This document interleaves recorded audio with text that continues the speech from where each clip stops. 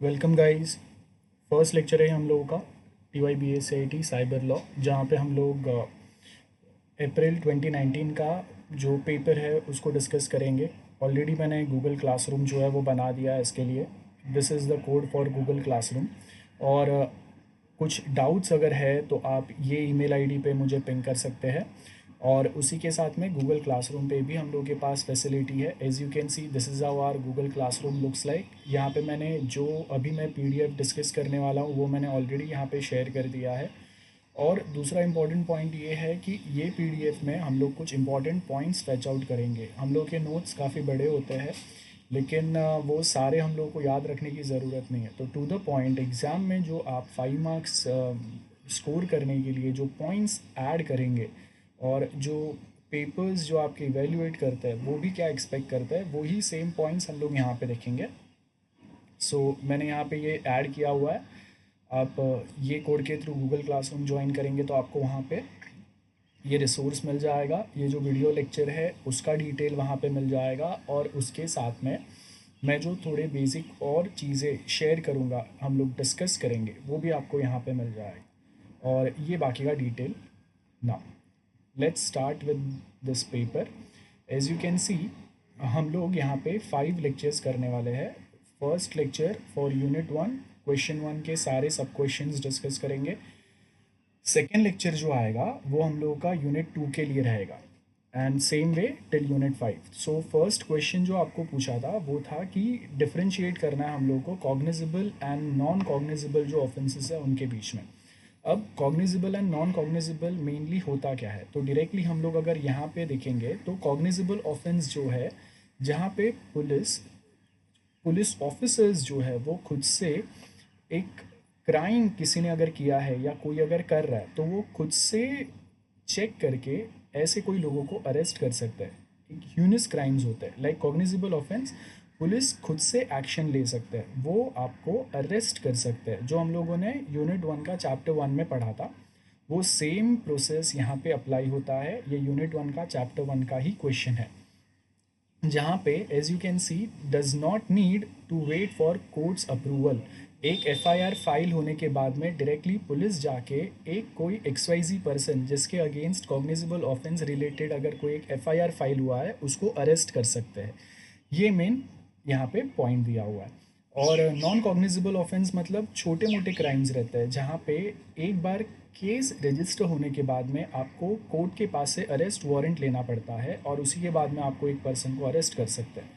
यहाँ पे देखेंगे अगर cognizable offence, police can arrest a person without any warrant, लेकिन नॉन कॉग्निजिबल में ये पॉसिबल नहीं है। एंड प्लस इसी के साथ में इफ़ यू रिमेंबर, जो हम लोगों ने यूनिट 1 का चैप्टर 1 का लेक्चर डिस्कस किया था, ये आपको यूट्यूब चैनल पे भी मिलेगा, जहाँ पे हम लोगों ने समझा था कॉग्निजिबल ऑफेंस जो होते हैं, जो यूनिस क्राइम्स होते हैं, जो काफ़ी रेप, मर्डर, ऐसे बहुत सारे क्राइम्स होते हैं। तो इसमें मेन प्रॉब्लम क्या होता है कि जब अगर ऐसे कोई क्राइम्स अगर होते हैं तो वो टाइम पे आपको अगर अरेस्ट किया जाता है तो वो नॉन बेलेबल ऑफेंस होता है। मतलब बेल पे वो पर्सन बाहर नहीं आ सकता अगर कॉग्निजिबल ऑफेंस में उसको अरेस्ट किया हुआ है, लेकिन non cognizable offence those are bailable. बराबर है। तो cognizable offence are non bailable and non cognizable offence जो है वो बेलेबल होता है। उसके आगे court order is not required to start investigation, because it might possible कि हम लोग कोर्ट का परमिशन का वेट करें, तब तक में वो जो एविडेंस है वो वाइप आउट हो जाए या मॉडिफाई हो जाए या डिस्ट्रॉय हो जाए। एंड नॉन कॉग्निजिबल ऑफेंस में इन्वेस्टिगेट जो होगा वो कोर्ट ऑर्डर के बाद में ही होता है। ये दो मेन यहाँ पे पॉइंट्स है।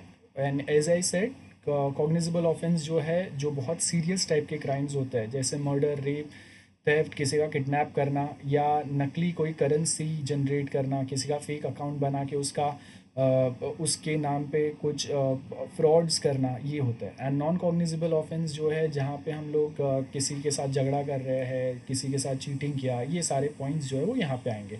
अब एग्जाम में आपको लिखना ये पैटर्न में है, आपको समझाने के लिए वो वाले पॉइंट्स डिस्कस किए। तो as you can see meaning आपको दिया है कॉग्निजिबल नॉन कॉग्निजिबल का, जहाँ पे आपको बताया कि कॉग्निजिबल ऑफेंस जो हम लोगों ने अभी डिस्कस किया कि police is authorized to take cognizance of the crime at its own, and non cognizable में ऐसा नहीं होगा।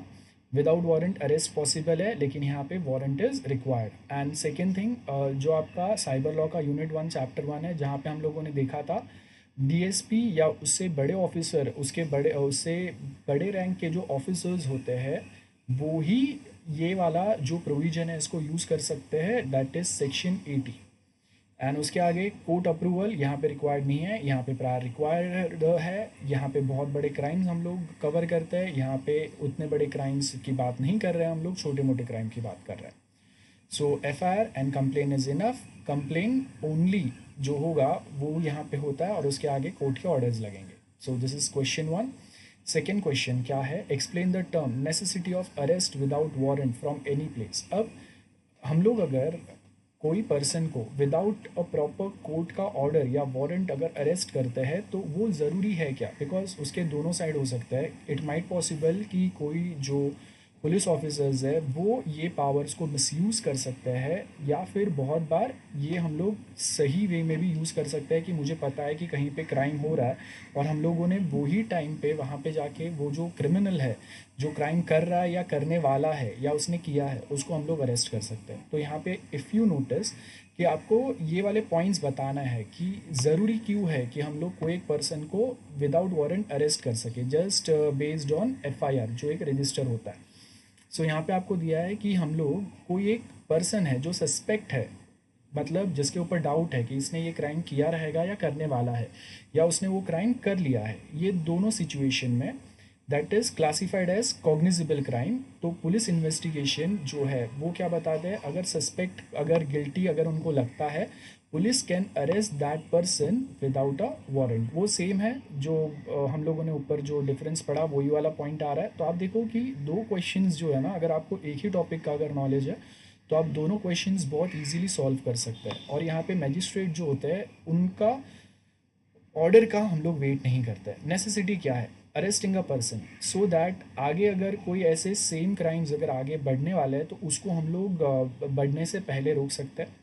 इट माइट पॉसिबल कि कोई एक पर्सन ने बहुत बड़ा प्लानिंग किया था, बहुत सारे लोगों को डराने का, किडनैप करने का, तो उसी के पहले हम लोगों ने क्या किया, ऐसे कंटिन्यूअस क्राइम को और बहुत बार बढ़ने के पहले, लोगों को और डैमेज हो, सोसाइटी को और डैमेज हो, उसके पहले हम लोगों ने वो पर्सन को अरेस्ट कर लिया।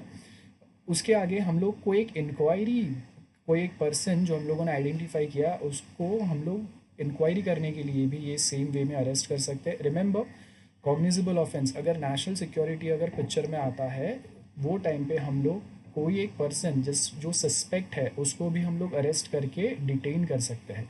To ensure person's appearance before court, ये भी आएगा। टू ऑब्टेन और प्रिजर्व एविडेंस, अब ये बहुत ज़रूरी है बिकॉज अगर हम लोगों ने विदाउट वारंट अरेस्ट नहीं किया तो जो एविडेंस है वो हम लोग बहुत बार प्रिजर्व ना कर पाए, बिकॉज हम लोगों को उसका प्लेस सर्च करने का भी हम लोगों को हम लोगों के पास वारंट नहीं है, और जब तक हम लोग वारंट लेके आएंगे इट माइट पॉसिबल कि वो एविडेंस हम लोगों को वहाँ पे मिले ही नहीं। उसके आगे कोई फर्दर जो हरेसमेंट होते हैं लोगों को, वो प्रिजर्व करने के लिए भी हम लोग यहाँ पे ये सेम प्रोविजन जो है विदाउट वारंट अरेस्ट का ये यूटिलाइज कर सकते हैं। देन नेक्स्ट जो है हम लोग टू प्रिवेंट द फैब्रिकेशन, मतलब जहाँ पे हम लोग कोई एक न्यू एविडेंस रख देंगे, अपने जो कुछ प्रूफ रहेंगे उसको हटा के, तो उसको भी हम लोग बचा सकते हैं। कोई एक पर्सन जो क्राइम करके भाग रहा है बाहर, आउट ऑफ इंडिया जा सकता है, उसको भी हम लोग अटका सकते हैं। ये वाला पॉइंट जो है ये हम लोग के लिए ज़रूरी नहीं है, कुछ एक्स्ट्रा पॉइंट डाला हुआ है। हाँ, उसके आगे अगर आप देखेंगे तो हम लोग को क्या बोला है, नेक्स्ट जो है कि कोई डोमेस्टिक वायलेंस भी अगर हो रहा है तो उसको भी हम लोग बचाने के लिए अगेन ये वाला प्रोविज़न ऐड कर सकते हैं। इफ़ यू नो कि अगर क्राइम अगेंस्ट वुमेन, मतलब अगर मेरा वाइफ है और वो अगर एक केस फाइल करता है कि उसके जो इन लॉज है वो उसको हरेस कर रहे हैं, तो वो टाइम पे एक नॉन बेलेबल ऑफेंस जो है वो कंसिडर होता है, तो वही यहाँ पे दिया हुआ है। Nature and seriousness of offence क्या है उसको भी हम लोग यहाँ पे देखते हैं। और उसके आगे without warrant to arrest a person, police officer reasonably suspect has committed और is committing an indictable offence. तो ये अगेन यहाँ पे एक इम्पॉर्टेंट पॉइंट है। और सेम वे में हम लोग एक कोई माइनर को भी अरेस्ट कर सकते हैं विदाउट अ वारंट, अगर हम लोगों को लगता है कि वो माइनर भी कोई बहुत बड़ा क्राइम कर सकता है। और उसके आगे एक कांस्टेबल जो है, वो कांस्टेबल के पास भी ये पावर हो सकते हैं अगर अगर anyone who is about to commit an offence, anyone who is act of committing. और ये सब कांस्टेबल के पास पावर तब आएंगे जब नेशनल सिक्योरिटी का मामला पिक्चर में आता है, या एक सोसाइटी लेवल पे बहुत बड़ा कोई क्राइम हो रहा है जो बहुत लोगों को हार्म कर सकता है। Anyone whom has reasonable grounds for suspecting to be about to commit an offense। ये सारे पॉइंट्स जो हम लोगों ने ऑलरेडी डिस्कस किए वो ही सिमिलर पैटर्न के हैं, तो वो मैं वापस यहाँ पे आपको नहीं बता रहा हूँ, तो आप आई होप यहाँ से पढ़ सकते हैं। ये बाकी के जो पॉइंट्स है ये हम लोगों को इतने इंपॉर्टेंट नहीं है, ये हम लोग स्किप कर सकते हैं। ये 5 मार्क का आपका आंसर यहाँ पे बन गया। ओके, नेक्स्ट जो है explain the end of Draco's law code. अब यहाँ पे आपने कभी बहुत बार सुना रहेगा ड्रैकोनियन लॉ। ड्रैकोनियन लॉ का मतलब क्या होता है, एक ऐसा जो बहुत ज़्यादा पार्शियल हो, जो रिच पीपल है उनको ज़्यादा सपोर्ट करता हो, वो लोग क्राइम करके आराम से बच के निकल जाते हैं, और जो पुअर है जिनके पास बेल भरने के लिए या ब्राइब के लिए पैसे नहीं है, वो हमेशा अटक जाता है, तो उसको ड्रैकोनियन लॉ बोलते हैं। और ये जो है, ये आपने अगर ग्रीस, पहले का जो ग्रीस सिटी था, आपने 300 मूवी देखा रहेगा, स्पार्टन्स एंड एथेंस वाला, तो वहाँ पे जो एथेंस में एक ड्रैको करके एरिस्टोक्रेट था। एरिस्टोक्रेट मतलब जो राजा महाराजा होते हैं वो थे। तो वो टाइम पे मेन ये था कि कोई भी पब्लिक लॉज नहीं हुआ करते थे, जो एरिस्टोक्रेट या राजा महाराजा जो रूल बनाते थे या लॉ बनाते थे वो ही अप्लाई होता था। तो मेनली हम लोग यहाँ पे ये समझाने की बात कर रहे हैं कि वहाँ पे एरिस्टोक्रेट, वहाँ पे वो टाइम पे जो राजा था उसने 7th सेंचुरी में एक रूल बनाया था। एथेंस की बात कर रहे हैं हम लोग, बराबर है, एथेंस। तो ग्रीस में 2 मेन सिटीज़ थे, बहुत सारे थे लेकिन ये 2 फेमस है सबसे ज़्यादा, एक स्पार्टन्स एंड एक एथेंस। तो एथेंस के अंदर आपको बहुत ज़्यादा एक प्रॉपर रूल कल्चर्स मिलते हैं, और वहीं पे हम लोगों का एक ड्रैकोज लॉ बनता है। अब ये जो ड्रैकोज लॉ है, इसका मेन क्या है, Athenian legal system. First time जो एथेंस सिटी था उसके अंदर कोई एक रिटन लॉ बना था। इसके पहले ऐसे रिटन लॉ नहीं थे। इसके पहले एक सिस्टम ऐसा चलता था कि जो वो टाइम के जो एरिस्टोक्रेट बोलते थे वो जो सज़ा देंगे वो ही माना जाता था। कोई एक रिटर्न लॉ, कहीं एक कोड बुक नहीं था। तो फर्स्ट टाइम ये जो ड्रैकोज लॉ है उसने एक कोड बुक बनाया, फर्स्ट एक रिटर्न लॉ बनाया। लेकिन यहाँ पे भी अगर आप देखेंगे तो ये रूल बना था, मेनली पर्पज़ उसका ये था कि एक प्रॉपर डिसीजन, एक प्रॉपर पनिशमेंट हम लोग दे सके, सो दैट कोई अपना पर्सनल दुश्मनी निकालने के चक्कर में कोई एक छोटे क्रिमिनल को बड़ा सज़ा ना दे दे। बिकॉज बहुत बार ऐसे होता था कि छोटा क्राइम करने पे भी उसको डायरेक्ट फांसी का सज़ा दिया जाता था, डेथ पनिशमेंट मिलता था। तो उसको बचाने के लिए हम लोगों ने ऐसा कुछ निकाला, लेकिन उसका असर जो है वो बहुत उल्टा हो गया। और लास्ट में यहाँ पे आपको पता चलता है कि एक न्यू पर्सन जो सेलोन आता है, उसने आके ये ड्रैकोनियन लॉ जो है इसको मॉडिफाई किया। सो वही यहाँ पे आपको दिया है कि draconian law were known for that cruelty, और बहुत ज़्यादा बायस था, जो अमीरों के साइड पे था, जिनके पास पैसे है, जो एक रिच बैकग्राउंड से आता है, उनको ज़्यादा फेवर करता था, और जो पुअर होते थे उनको ये फेवर नहीं करता था। सो इसके लिए उसको ड्रैकोनियन लॉ बोलते हैं। अगर आपने बहुत बार हिस्ट्री में भी सुना रहेगा कि जो ब्रिटिशर्स है उन्होंने भी यहाँ पे इंडियंस के अगेंस्ट बहुत सारे ड्रैकोनियन लॉ बनाए थे, जो बहुत ज़्यादा बायस थे टूवर्ड्स द ब्रिटिशर्स। तो वो उनको ज़्यादा फेवर करते थे, इंडियंस को नहीं करते थे। और कोई इंडियंस को वो फेवर भी करते थे तो वो सिर्फ वही लोग होते थे जो एक वेल सेटल्ड, एक रिच बैकग्राउंड से आते हैं, और ये वो पर्सन है, और ये उसका रूल जो आपको एक प्रॉपर वे में जो लिखा था वो यहाँ पे मिलता है। तो ये जो एक बायसनेस होता था उसको हम लोगों ने एंड किया। तो यहाँ पे अगर आप देखेंगे, Draco's law code was later regarded as intolerably harsh, especially in regard to punishing, जहाँ पे कोई क्राइम्स जिसको डेथ पेनल्टी नहीं देना चाहिए था, फिर भी वहाँ पे लोगों को डेथ पेनल्टी दिया जाता था। और अगर कोई एक अमीर है और उसने अगर कोई ब्राइब दे दिया तो उसने बहुत बड़ा क्राइम करके भी वो छूट जाता था। तो मेनली यही हम लोग का पॉइंट है। आई होप ये आंसर जो है ये आपको क्लियर है। नेक्स्ट जो है हम लोगों का list of offence and corresponding penalties in I T act 2000। ये बहुत इंपॉर्टेंट टॉपिक है। हम लोग के पास ये जो भी सेक्शंस, ये टेबल जो यहाँ पे दिया हुआ है, ये आपको प्रॉपरली मेमोराइज करना है। आप समझ लो रट्टा मारना है आपको, बिकॉज साइबर लॉ में आपको ये सेक्शंस अगर याद नहीं है तो हम लोग आगे कोई केस स्टडीज़ जो सॉल्व करेंगे या थोड़े बहुत दूसरे जो हम लोग केस सॉल्व करेंगे वहाँ पे आपको प्रॉब्लम होगा। तो यहाँ पे फर्स्ट आपको दिया है सेक्शन 65।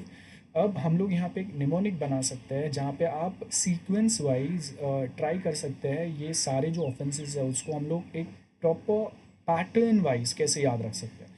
तो सबसे पहला अगर आप देखेंगे सेक्शन 65 क्या बता रहा है कि अगर किसी ने एक कंप्यूटर सोर्स कोड या डॉक्यूमेंट है इसको अगर टेम्पर किया, मॉडिफाई किया, तो वो टाइम पे जो पेनल्टी होगा वो 3 साल तक का जेल हो सकता है या 2 लाख का फाइन हो सकता है या दोनों हो सकता है। ये यहाँ पे दिया है। Imprisonment means jail punishment, jail term.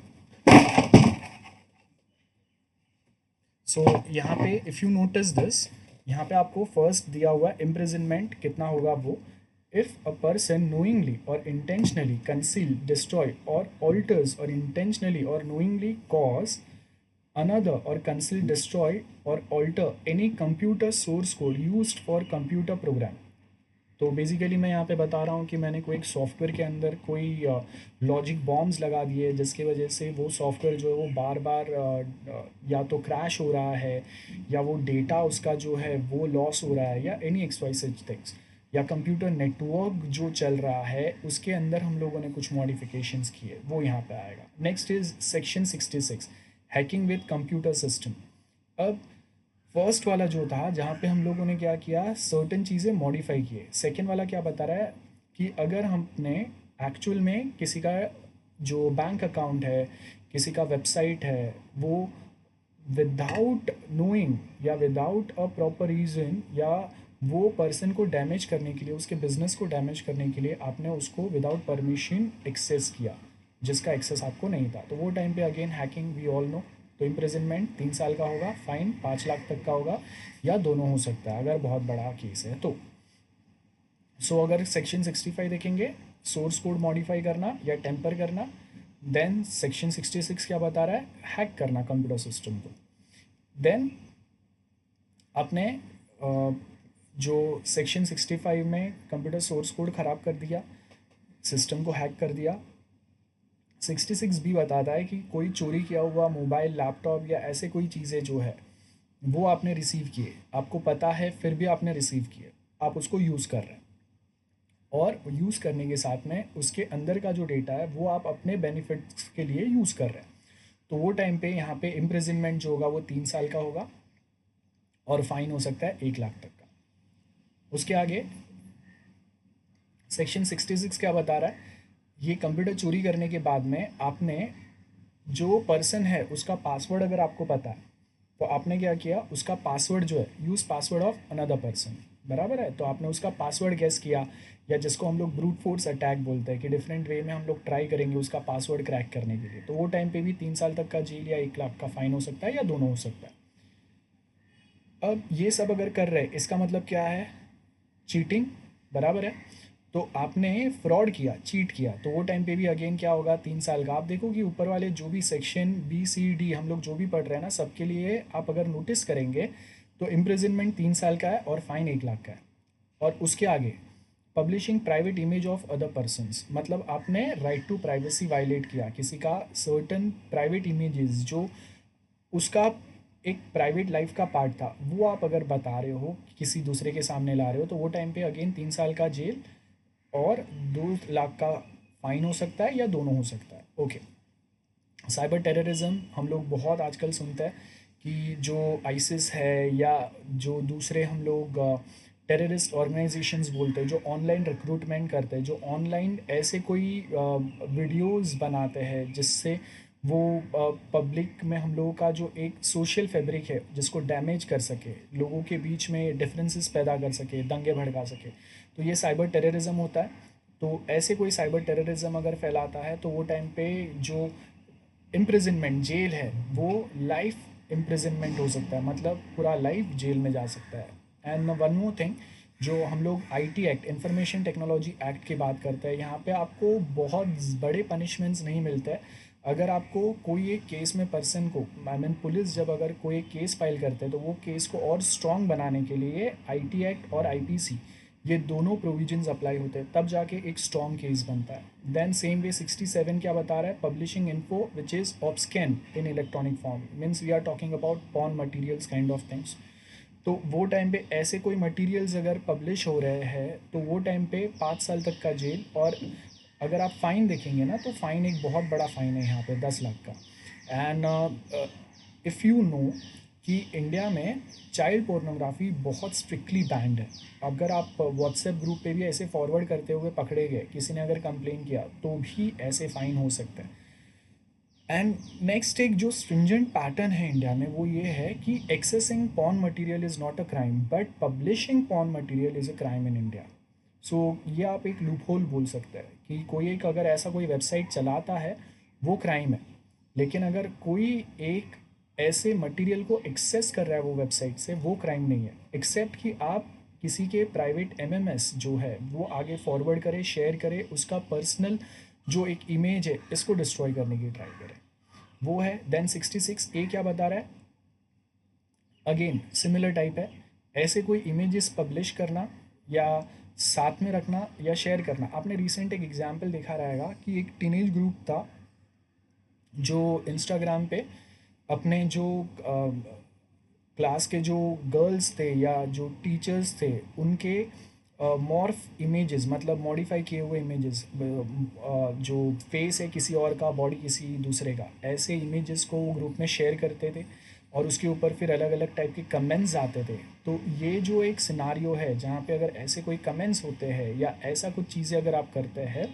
तो वो टाइम पे इम्प्रिजनमेंट या जेल टर्म हो सकता है 7 ईयर्स का और फाइन हो सकता है 10 लाख का। बट रिमेंबर, अगर वो पर्सन जो है उसका age as per the modified जो चाइल्ड रूल्स है, बराबर है, उसके हिसाब से अगर जो टीनेज है उसका एज अगर 16 से कम है तो उसको एक बच्चा ही कंसिडर किया जाएगा और उसको रिहैब सेंटर में भेजा जाएगा। लेकिन अगर जो पर्सन ने ऐसा कुछ किया हुआ है और उसका एज अगर 16 टू 18 के बीच में है तो उसको एज अ एडल्ट कंसिडर करके एडल्ट को जो पनिशमेंट मिलेगा जो यहाँ पे दिया है 7 ईयर्स एंड 10 लाख का फाइन, वो मिलेगा। सो रिमेंबर, अभी हम लोगों ने जो रूल्स है चाइल्ड्स के लिए वो चेंज कर दिए। 16 टू 18 ईयर्स का अगर बच्चा कोई ह्यूनस क्राइम करता है, रेप, मर्डर, या फिर जो हम लोगों ने एमएमएस या ऐसा कुछ बात किया, तो वो टाइम पे उसको एज अ एडल्ट कंसिडर करके जो एडल्ट को परमिशन मिलेगा, वह पनिशमेंट मिलेगा, वो ही उसको भी मिलेगा। रिमेंबर, और ये हम लोगों ने जो चेंजेस किए हैं वो 2012 निर्भया केस जो था उसके बाद में अपडेट किए हैं, बिकॉज उसका भी एक जो रेपिस्ट था जिसका एज अंडर 18 था और वो 3 साल में रिहैब सेंटर से छूट गया था। और वो टाइम पे आपने अगर न्यूज़ में देखा रहेगा बहुत सारे प्रोटेस्ट हुए थे उसके against, but as per the Indian constitution double jeopardy is not allowed on criminal cases. मतलब कोई एक पर्सन ने एक क्राइम किया उसके लिए आप उसको 2 बार पनिश नहीं कर सकते, और इसी की वजह से जो एक विक्टिम था, जो मेन विक्टिम था जिसने बहुत ज़्यादा क्रुअलिटी किया था निर्भया केस में, वो छूट गया 3 साल की सज़ा के बाद। और वो सज़ा भी नहीं था, रिहैब सेंटर था, बिकॉज उसको माइनर कंसिडर किया गया था, अंडर 18 एज कंसिडर करके। नेक्स्ट जो है 67 बी, जैसे मैंने आपको बताया चाइल्ड पोर्नोग्राफी, अगेन उसके लिए बहुत स्ट्रिंजेंट पनिशमेंट्स है इंडिया में, वो यहाँ पे दिया है। तो आप देखिए कि जो हम लोग यहाँ पे सेक्शंस पढ़ रहे हैं ना वो एक से एक रिलेटेड है, लिंक्ड है। देन नेक्स्ट अगर आप देखेंगे फेलियर टू मेंटेन रिकॉर्ड्स, आज का ही एक रिसेंट केस है, आपने अन अकेडमी करके एक ऑनलाइन एजुकेशन प्लेटफॉर्म सुना रहेगा, और आज ही न्यूज़ में आया है कि उसके ऊपर 20 लाख से ज़्यादा स्टूडेंट्स का जो डेटा था जो चोरी हो गया है। तो अब अगर उनका पर्सनल इन्फॉर्मेशन चोरी होता है, बैंक रिकॉर्ड्स चोरी होते हैं, मोबाइल, उनका करंट जो लोकेशन है वो अगर चोरी हो रहा है, तो वो टाइम पे जो अन अकेडमी का जो टीम है उसके अगेंस्ट लोग केस फाइल कर सकते हैं कि आपने हमारा डेटा जो है जिसको प्रॉपरली हैंडल नहीं किया, जिसकी वजह से हम लोग के कॉन्फिडेंशियल इन्फॉर्मेशन कोई थर्ड पार्टी के पास चले गए। बेसिकली हुआ ये है कि अन अकेडमी के ऊपर 20 लाख स्टूडेंट्स के जो डेटा थे वो ब्लैक वेब पे आ गए, मतलब डार्क वेब आप अगर समझते हैं तो उसके ऊपर वो सेल पे आ गया। और उसके अगेंस्ट अभी वो लोग जो हम लोग का साइबर सेल है वो देख रहे हैं चोरी कैसे हुए, उसके ऊपर इन्वेस्टिगेशन चल रहा है। तो अगर आप अगर ऐसे कोई डेटा या डेटाबेस हैंडल कर रहा है और उसके ऊपर जो डेटा है उसको अगर आप प्रॉपरली हैंडल नहीं कर पाता है तो वो टाइम पे ये पैटर्न फॉलो होगा। देन फेलियर और refusal to comply with the orders. जैसे आप देखो कि इंडिया में जो हम लोग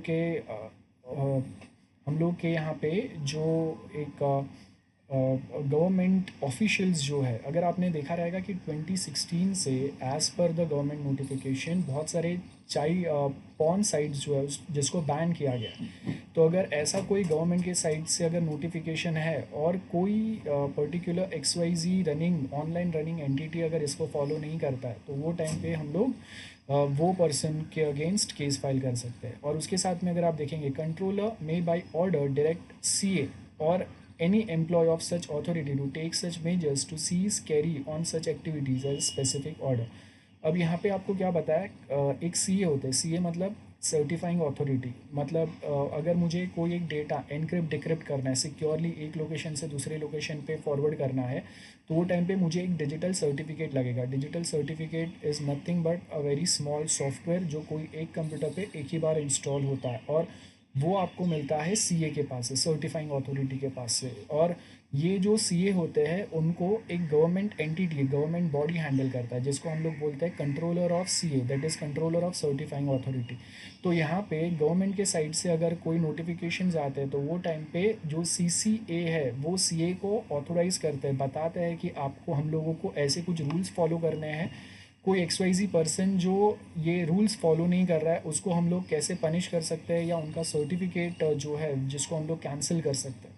तो ये यहाँ पे हो सकता है। फॉर एग्जांपल एक एक्स वाई जी पर्सन जो बैंक में काम कर रहा है वो कॉन्फिडेंशियल बैंक के अपने ऑफिशियल कॉन्फिडेंशियल रिकॉर्ड्स अपने सीनियर्स या दूसरे अथॉरिटी के साथ शेयर करने के लिए उसको एक डिजिटल सर्टिफिकेट दिया गया था। वो डिजिटल सर्टिफिकेट यूज़ करके वो डेटा को एनक्रिप्ट करके सिक्योरली एक लोकेशन से अपने दूसरे जो हायर अथॉरिटीज़ है उनके पास भेज रहा है। बट उसके साथ में उसने ये सेम डिजिटल सर्टिफिकेट अपने पर्सनल यूज़ के लिए या कोई क्रिमिनल एक्टिविटी के लिए यूज़ करना चालू किया तो वो टाइम पे जो सीए के जो रूल्स थे, जो टर्म्स कंडीशंस थे वो आपने फॉलो नहीं किए तो वो टाइम पे वो जो डिजिटल सर्टिफिकेट है वो कैंसिल हो जाएगा। और प्लस आपने वो उसके जो टर्म्स कंडीशंस थे जो आपने सबसे पहले एक्सेप्ट किए थे उसके बाद आपको ये सर्टिफिकेट मिला था तो वो ना फॉलो करने के बेस पे अगेन एक पनिशमेंट होगा, 3 साल का जेल, 2 लाख तक का फाइन। ये वही है। उसके आगे फेलियर टू रिफ्यूज़। अब यहाँ पे क्या बोला है कि अगर सपोज़ ये सेम है कि एक कंट्रोलर है satisfied that it is necessary so to do interest of. अब यहाँ पे आपको क्या बोला है, एक इंडिया का इंटीग्रिटी जो है, इंटीग्रिटी मतलब हम लोग यहाँ पे एक मेन हम लोगों के स्टेट या जो हम लोगों का कंट्री है उसके अगेंस्ट अगर कोई काम कर रहा है ऐसे सर्टिफिकेट यूज़ करके, सपोज़ अगर कोई पर्सन है जिसको ऐसा सर्टिफिकेट मिला है और उसने वो सर्टिफिकेट जो है वो एक टेररिस्ट एक टेररिज्म इंडिया में फैलाने के लिए यूज़ किया है तो वो टाइम पे हम लोग ये सेम जो सर्टिफिकेट है इसको कैंसिल कर सकते हैं उसका मिसयूज़ कंसिडर करके, अगेन उसके अगेंस्ट भी केस कर सकते हैं। या फिर एनक्रिप्टेड डेटा अगर कोई डिक्रिप्ट करने की ट्राई कर रहा है या डिक्रिप्ट नहीं कर रहा है तो वो टाइम पे भी हम लोग उसके अगेंस्ट केस कर सकते हैं। वही है। आई होप एनक्रिप्ट डिक्रिप्ट हम लोगों को पता है। एनक्रिप्शन मीन्स रीडेबल डेटा को नॉन रीडेबल फॉर्मेट में कन्वर्ट करना, डिक्रिप्शन मीन्स नॉन रीडेबल को बैक टू रीडेबल। और आगे हम लोगों का यूनिट 4 में अगेन ये टॉपिक है जिसको हम लोग डिटेल में डिस्कस करेंगे। सेक्शन 70 सिक्योरिंग एक्सेस और attempting to secure access to a protected system. I hope नाम पे से पता चल रहा है। तो हम लोगों ने यहाँ पे गवर्नमेंट ने एक नोटिफिकेशन दिए रहेंगे कि आपको अपने सिस्टम्स को कैसे सिक्योर रखना है, कैसे ऑथोराइज पर्सन को आप एक्सेस दे सकते हैं, अनऑथोराइज पर्सन का एक्सेस कैसे आप ब्लॉक कर सकते हैं, वो सेम हम लोग यहाँ पे बताएंगे। अगर फॉलो नहीं किया ये पनिशमेंट है। And same way miss representation. अब ये एक बहुत इंपॉर्टेंट टर्म है। आपने एक डिजिटल सर्टिफिकेट लिया है लेकिन उसमें आपने अपना जो नाम बताया या अपने जो पर्पस बताया जिसके लिए आप डिजिटल सर्टिफिकेट यूज़ कर रहे हो वो पर्पस अगर अलग है तो वो टाइम पे अगेन मिस रिप्रेजेंटेशन या मिस इन्फॉर्मेशन प्रोवाइड करने के बेस के ऊपर आपके अगेंस्ट क्या होगा, केस होगा। और उसके बेस के ऊपर 3 साल का जेल और 1 लाख तक का फाइन हो सकता है। Okay, explain defamation in India. अब साइबर डिफेमेशन, डिफेमेशन का मतलब होता है मानहानि, कि मेरे अगेंस्ट किसी ने कोई रूमर फैला है और उसके बेस के ऊपर अब मैं वो जो पर्सन है उसके अगेंस्ट मैं मानहानि का केस फाइल कर रहा हूँ। रिमेंबर, डिफेमेशन केस जो फाइल होगा ना, those are non cognizable offence. मतलब इतने बड़े क्राइम नहीं है कि किसी ने मेरे ऊपर अटैक किया है या मर्डर, रेप, ऐसे सब केसेस में डिफेमेशन फाइल नहीं होता है। Remember, so non cognizable offence जो है उसमें डिफेमेशन फाइल होगा। जैसे हम लोग बहुत बार देखते हैं कि बड़े सेलिब्रिटीज़ होते हैं, मिनिस्टर्स होते हैं, उनके अगेंस्ट कोई एक फेक प्रोपागेंडा फैला रहा है जिससे उनका जो पब्लिक इमेज है उसको डिस्ट्रॉय करने का ट्राई कर रहा है, तो वो टाइम पे हम लोग डिफेमेशन बोलेंगे। अब साइबर डिफेमेशन का मतलब है ये सेम प्रोपागेंडा आप फेसबुक, ट्विटर, व्हाट्सएप, इंस्टा ऐसे सोशल नेटवर्किंग प्लेटफॉर्म यूज़ करके बना रहा है। जैसे आप देखो कि जो हम लोगों के पॉलिटिकल पार्टीज़ है, वो पॉलिटिकल पार्टीज़ के बीच में हमेशा ये पैटर्न चलते रहता है कि वो बीच बीच में अपने अपोजिशन के लिए कोई ना कोई ऐसे फेक प्रोपोगंडा फैलाते हैं। अलग से लोग रहते हैं जो फेसबुक के पे कैंपेन्स चलाते हैं against Modi, against Congress, X Y Z. So cyber defamation same है, स्पेसिफिक क्रिमिनल ऑफेंस जहाँ पे आपने internet as a medium use करके किसी का इमेज जो है वो स्पॉइल करने का ट्राई किया। पेनल्टीज़, अब देखो यहाँ पे क्या बताया हम लोगों को, साइबर डिफेमेशन इंडिया में जो इंटरनेट है वो लेट आया है, तो हम लोग वो जो रूल है इंडिया में वो हम लोग यूरोप और यूएस में कैसे रूल्स चलते थे उसके बेस के ऊपर फॉलो करते हैं। तो यहाँ पे अगर आप देखेंगे कि यूरोपियन यूनियन ने एक फंडामेंटल ह्यूमन राइट्स डिफाइन किए थे, और वो ह्यूमन राइट्स जो बताते हैं कि हर एक जो पर्सन, नेटिजन्स बोलते हैं जिनको हम लोग, जो इंटरनेट के ऊपर सिटीजन्स होते हैं उनको नेटिजन्स बोलते हैं, तो उनके भी बेसिक ह्यूमन राइट्स है। तो आप कोई अपना प्रोपेगेंडा, अपना न्यूज़ या अपना कोई बेनिफिट्स फुलफ़िल करने के लिए आप किसी का पब्लिक इमेज स्पॉइल नहीं कर सकते। सो यहाँ पे क्या बोला है, डिफेमेशन कैसे स्टार्ट होगा, फॉल्स स्टेटमेंट आया, अगर वो प्रूव हुआ तो पनिश करेंगे, है ना। If public concern negligence, damage किया रेपुटेशन को, तो वो टाइम पे हम लोग उसका नॉलेज लेंगे और कौन पर्सन है उसको ढूंढने की ट्राई करेंगे। बहुत बार ऐसा होता है कि वो जो एक्चुअल पर्सन है उसको ढूंढना ही बहुत ज़्यादा डिफ़िकल्ट हो जाता है, तो वो टाइम पे उसको ढूंढ के हम लोग उनको पनिश करेंगे या उनके अगेंस्ट केस फाइल करेंगे डिफेमेशन में। और डिफेमेशन में क्या होगा, या तो आपको उसको in form of money as a penalty आपको लगेगा, या फिर अगर आपके पास पैसा नहीं है पेनल्टी भरने के लिए तो फिर आपको जेल हो सकता है। Then offence of cyber terrorism, क्या क्या बोला है यहाँ पे, आपने कोई रॉन्ग कमेंट किए हैं, कोई ऐसे पोस्ट डाले हैं, कोई लिंक्स डाले, पिक्चर या वीडियोस डाले जिससे उसका पब्लिक इमेज स्पॉइल हो रहा है। सो इंटरनेट पे डाला है, अलग से कोई फोरम बनाया है, इंट्रानेट, इंट्रानेट मतलब आपका एक कंपनी का एक लोकल नेटवर्क है, वहाँ पे आपने अपने कोई कलीग के बारे में ऐसे कोई फेक न्यूज़ स्प्रेड करने का ट्राई किया, ईमेल के थ्रू ट्राई किया आपने, वो कंगना रनौत और जो ऋतिक रोशन का केस सुना रहेगा, तो वो टाइम पे भी अगर आप देखेंगे तो वो एक सेलिब्रिटी जो है वो दूसरे सेलिब्रिटी के अगेंस्ट ऐसे डिफेमेशन केस फाइल कर सकता है, बिकॉज उनका बहुत ज़्यादा बात जो हुआ था वो ईमेल पे भी हुआ था। तो ऐसा भी हो सकता है। तो आई होप आपको समझ में आया। सो यहाँ पे आपको एग्जाम्पल्स दिए, somebody posted defamatory material about me और माई कंपनी, तो वो टाइम पे हम लोग क्या करेंगे, हम लोग एक, ऑफ कोर्स बहुत सिंपल है, यहाँ पे आपको एग्जैक्ट टर्म्स फॉलो करने की ज़रूरत नहीं है। मैं एक जो हम लोगों का साइबर लॉयर है या एक साइबर डिफेमेशन एक्सपर्ट जो होगा उसको हम लोग कांटेक्ट करेंगे, उसको हम लोग बताएंगे, और फिर वो हम लोग के बिहाफ में केस फाइल करेगा वो पर्सन के अगेंस्ट में। और वो टाइम पे अगर आप देखेंगे कि कौन से सेक्शंस अप्लाई होते हैं, तो ये हम लोगों ने, जो हम लोगों का यूनिट 1 का चैप्टर 2 है उसके अंदर हम लोग ये पढ़ते हैं, 499 IPC, Indian penal code 503 and 66A।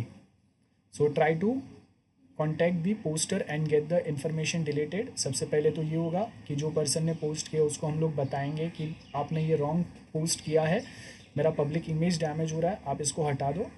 Then जो वेबसाइट का एडमिनिस्ट्रेटर है, जैसे अगर फेसबुक पे है तो हम लोग फेसबुक को कांटेक्ट करेंगे और उनको बताएंगे कि ये फेक प्रोपेगेंडा फैला रहे, उनको हटा दो। सेम वे अगर गूगल के ऊपर है तो हम लोग गूगल सर्च इंजन को कांटेक्ट करेंगे और उनको बोलेंगे कि ऐसे कोई भी र्यूमर वाले न्यूज़ अगर आते हैं, ऐसे कोई स्पेसिफिक लिंक्स जिसके साथ कनेक्टेड है या कीवर्ड जिसके साथ कनेक्टेड है, तो आपके पास जो स्पाइडर्स है उसके थ्रू आप वो स्पेसिफिक न्यूज़ को हटा दो। Same way legal notice send होगा, वो पर्सन के अगेंस्ट एफआईआर रजिस्टर हम लोग करेंगे और जो भी दूसरे एक्शंस है वो लेंगे। I hope this is very clear. Okay, what is cyber crime? बहुत सिंपल क्वेश्चन है यूनिट 1 का। कौन से स्ट्रेटजीज हम लोग फॉलो करते हैं to to tackle such cyber crimes? तो आपने देखा रहेगा कि अगर कोई एक पर्सन है जो आपके क्रेडिट कार्ड या डेबिट कार्ड के इन्फॉर्मेशन मांगता है, तो बैंक्स या गवर्नमेंट्स क्या फॉलो करते हैं, आपको अगेन एंड अगेन एसएमएस आता है कि कोई भी पर्सन अगर आपको on behalf of bank call करता है और आपके पास से अगर आपके कार्ड के कॉन्फिडेंशियल इन्फॉर्मेशन मांगता है, सीवीवी नंबर, ओटीपी मांगता है, पिन मांगता है, तो आप मत दीजिए। ये एक वे हो गया टैकल करने के लिए। और उसके साथ हम लोग एक लोगों को अवेयर करने के लिए कैंपेन्स चलाएंगे। तो cyber crime is defined as crime जहाँ पे कंप्यूटर इन्वॉल्व रहेंगे। हैकिंग आ गया, फिशिंग आ गया। हैकिंग मतलब किसी का बैंक अकाउंट मैंने हैक किया। फिशिंग मतलब एक फेक वेबसाइट बनाया जहाँ पे मैंने उसको चीट किया, वो हो गया। स्पैम मैसेजेस सेंड करना, अनवांटेड मैसेजेस सेंड करके उनका सपोज़ जो ईमेल अकाउंट है या उनका जो नेटवर्क है उसको हम लोगों ने बहुत ज़्यादा स्लो कर दिया सो दैट उनका काम का इन्फॉर्मेशन जा नहीं पा रहा है अभी। चाइल्ड पोर्नोग्राफी या जो कास्ट डिफरेंसेस होते हैं हिंदू मुस्लिम या सिख के साइड से, ऐसे कोई कास्ट डिफरेंसेस को कोई बढ़ा रहा है, वो हेट क्राइम्स हो गए। तो हम लोगों को क्या करना है? Raising awareness. बहुत सिंपल है, हम लोगों ने देखा ही है न्यूज़ में, सोशल नेटवर्किंग साइट्स पे जो बड़े बड़े जो एक्ट्रेसेस होते हैं वो आके आपको बताते हैं कि ऐसे मत करो। जो हम लोग के टैबलेट लैपटॉप्स है उसको हम लोग प्रोटेक्ट करेंगे, एंटीवायरस डालेंगे, यही बेसिक टर्म्स है। साइबर सिक्योरिटी एजुकेशन सबको देना है। एजुकेशन कैसे देंगे? आपने देखा रहेगा व्हाट्सएप जो है, व्हाट्सएप बहुत सारे एडवर्टाइजमेंट्स आजकल देने लगा है कि अगर आप कोई ग्रुप में है जहाँ पे अगर कोई फेक मैसेजेस फॉरवर्ड किए जाते हैं तो आप वो ग्रुप को छोड़ दो और वो मैसेजेस के बारे में रिपोर्ट करो जो हम लोगों के लीगल अथॉरिटीज़ हैं उनको। अपने पासवर्ड्स जो है वो टाइम टू टाइम, आपने जीमेल पे भी देखा रहेगा, फेसबुक पे देखा रहेगा कि वो आपको नोटिफाई करते हैं कि टाइमली बेस पे अपना पासवर्ड जो है उसको चेंज करते रहो। आपका पासवर्ड जो है वो it should be combination of alphabets, एक कैपिटल लेटर मिनिमम होना चाहिए उसमें, स्पेशल कैरेक्टर्स, नंबर्स होने चाहिए, इसका कॉम्बिनेशन होना चाहिए सो दैट एक डिक्शनरी वर्ड अगर नहीं है तो किसी को क्रैक करने में बहुत ज़्यादा टाइम लग जाएगा। टाइमली बेस पे आपके पास जो सॉफ्टवेयर है उसको अपडेट करते रहो, ये आएगा। एंड उसके आगे ईमेल लिंक्स अगर आपको कोई आते हैं तो उस पर क्लिक करने के पहले मेक श्योर कि आपको पता है कि वो जो अटैचमेंट या ईमेल लिंक्स है वो एक जेन्यून पर्सन के पास से ही आया है। अगर आप श्योर नहीं हो तो ऐसे लिंक्स या ऐसे ईमेल्स को एक्सेस मत करो। ट्रस्टेड सोर्सेज ही सिर्फ यूज़ करो, ऑनलाइन सोर्सेज। नाउ बहुत सारे जो कंट्रीज़ है वो कैंपेन्स चलाते हैं स्टे सेफ ऑनलाइन। यूएस में के साइड से, यूके के साइड से get safe online. Then current cyber securities जो है वो ये टाइप की कैंपेन चला रहे हैं, स्टॉप थिंक एंड कनेक्ट। तो आपको ये नाम याद रखना है, इसका ज़्यादा डिटेल में जाने की ज़रूरत नहीं है। और हाँ, ये बाकी का जो पॉइंट्स है ये हम लोगों को काम के नहीं है, बहुत एक्स्ट्रा दे दिए है 5 मार्क के लिए। बिल्डिंग इकोनॉमिक फ्रेमवर्क, अगेन यहाँ पे आपको क्या बोला है? Simply purchasing every new tool और a security product is not necessary. मतलब एक antivirus is more than enough. मैं 2-3 एंटीवायरस डालूंगा तो वो एक दूसरे का काम को हैम्पर करेंगे और एट द एंड मेरा सिक्योरिटी और ज़्यादा वीक हो जाएगा। तो आपको सारे जो सिक्योरिटी टूल्स है उसको ऐड करने की ज़रूरत नहीं है, बट आप एक टेक्निकल पर्सन से एक गाइडेंस लेके आपके सिस्टम स्पेसिफिक बेस्ट कौन सा है उसको सिर्फ रखें और उसको अपडेट करते रहो। Then next is invested partners जो रहेंगे, जो आपको कंटिन्यूस मॉनिटर करते रहेंगे, टेक्नोलॉजिकली जो बहुत ज़्यादा अपडेटेड रहेंगे और अगर कोई प्रॉब्लम आता है जिसको प्रिवेंट कर सकते हैं, ये रहेंगे। तो आपको यहाँ पे भी पूरा पॉइंट नहीं लिखना है, 5 मार्क के लिए बहुत ज़्यादा है। आपको सिर्फ ये रखना है, improving our national and global capability to detect, prevent and mitigate. Mitigate मतलब अगर ऐसा कुछ हो गया तो उसको अभी हम लोग कैसे जल्दी से जल्दी सॉल्व कर सकते हैं।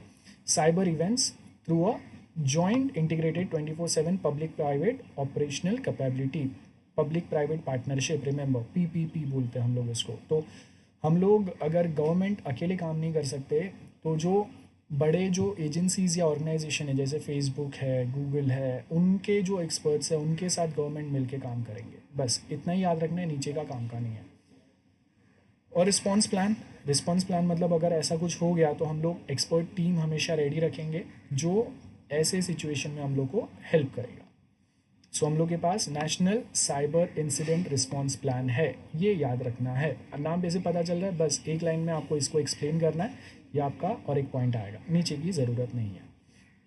सो here we are done with we are completing unit 1 के सारे क्वेश्चंस। इन सेकेंड लेक्चर हम लोग स्टार्ट करेंगे यूनिट 2 का क्वेश्चन 2, जो मैं बहुत जल्दी अपडेट करूँगा। चलो सी यू देयर, बाय बाय।